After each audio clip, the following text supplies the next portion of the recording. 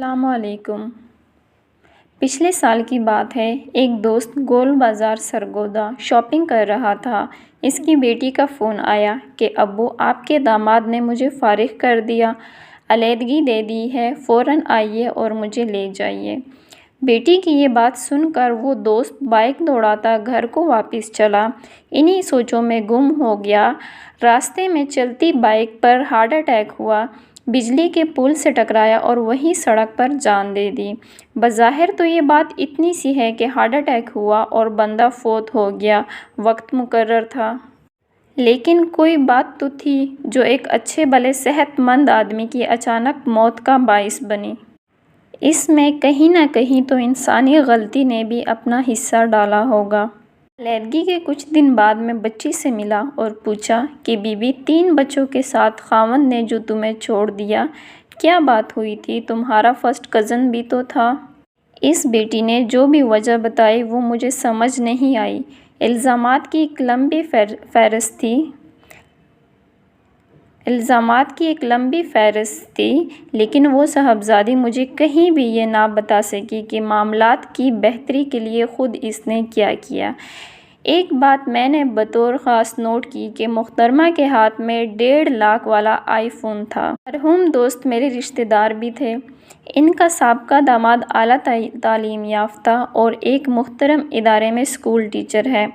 چند دن بعد میں بطور خاص اسے ملنے گیا۔ پوچھا کہ نوجوان، تم جو اتنی انتہا پر پہنچے، اپنے بچے تک چھوڑ دیے، کیا تمہیں اپنے بچے پیارے نہ تھے؟ ہوا کیا تھا؟ کس بات نے تمہیں اتنا مجبور کیا؟ وہ بولا کہ سر، میری 2 سالیاں ہیں، دونوں انتہائی امیر گھروں میں بیاہی ہوئی ہیں، کوٹھیوں، کاروں اور نوکر چاکروں والی۔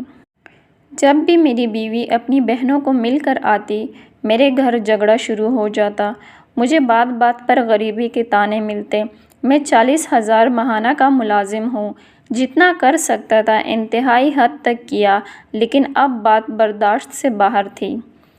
اس نے مزید کہا کہ مجھے اپنی بیوی بہت پیاری تھی۔ میرے پاس 3,000 والا موبائل ہے، بیگم کو میں نے آئی فون لے کر دیا۔ پھر کار کا مطالبہ ہوا، بینک لون سے کار لے کر دی۔ پرانا فریج بیچ کر قسطوں پر فل سائز نیا فریج لیا۔ پھر اے سی کا کہا گیا، اے سی لے کر دیا۔ اس کے باوجود طعنے ہی طعنے، میں اپنی نظر میں ہی حقیر بن چکا تھا۔ علیحدگی والے ماہ بجلی کا بل 30,000 آ گیا۔ 40,000 کل تنخواہ میں سے میں کیا کرتا؟ 10,000 تو صرف ماہانہ دودھ کا بل بنتا تھا، اوپر سے بیگم کی فضول کی باتیں۔ میں پہلے ہی بیگم کی پچھلی لامحدود خواہشات سے تنگ تھا، بالکل ناک میں دم آ چکا تھا۔ فوری جھگڑا اس بل پر ہوا اور بات اس انتہا تک پہنچی۔ یہ بات کرتے کرتے وہ رو پڑا۔ ساری بات سن کر میں نے اپنا سر جھکایا اور گھر واپس آ گیا۔ اللہ کا شکر ادا کیا کہ میں نے اپنی بیٹیوں کو، اپنے بیٹوں کو کم از کم خواہشات کے ساتھ زندہ رہنا بتایا۔